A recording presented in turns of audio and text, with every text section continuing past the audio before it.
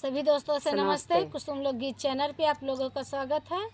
सुनैना देहाती official channel पे आप लोगों का स्वागत है। कुसुम ऑफिशियल चैनल पे आप लोगों का स्वागत है, जो कि 3 चैनल बना है। तीनों चैनल पे वीडियो जाएगा चैनल बना बा दोस्तों। और बहुत प्यारा सा गीत सुनाने चल रहे हैं कि तू तो राजा हो गया सवतिया के बस में हो गया ना। देखला हम बचे घरे न रहा, हम जात है सागवान में रहा।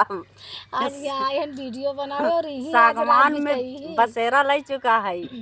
अब बहुत प्यारा सा गीत बा। गीत अच्छी लगे तो कमेंट में जरूर बताइए। आपके हाथ जोड़ के विनती बा, अपने चैनल पे जरूर गाय के गीत डाल ले जा।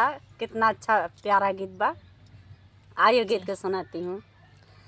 जात बाटी नहीं हर राजा रहबै नाही घर में। जात बाटी नहीं हर राजा रहबै नाही घर में। तू त राजा होई गइल सावतिया के बस में। तू त राजा होई गइल सावतिया के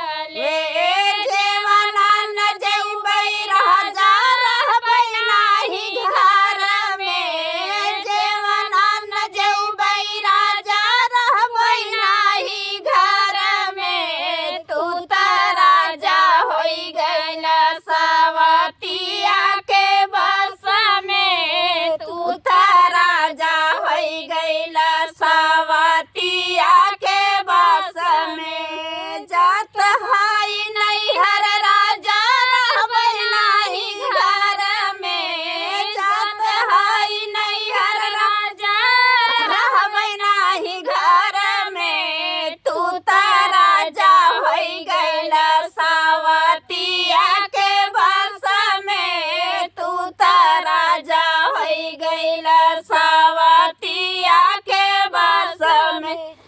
गंगा जमुना से जलवा भर लाए। गंगा जमुना से जल भर लाए। जलवा न घूटब राजा रहबै नाही घर में। जलवा न घूटब राजा रहबै नाही घर में। तू त राजा होई गइल सावतिया के बस में। तू त राजा होई गइल सावतिया के बस में। जात हाई नहीं हर राजा रहबै ना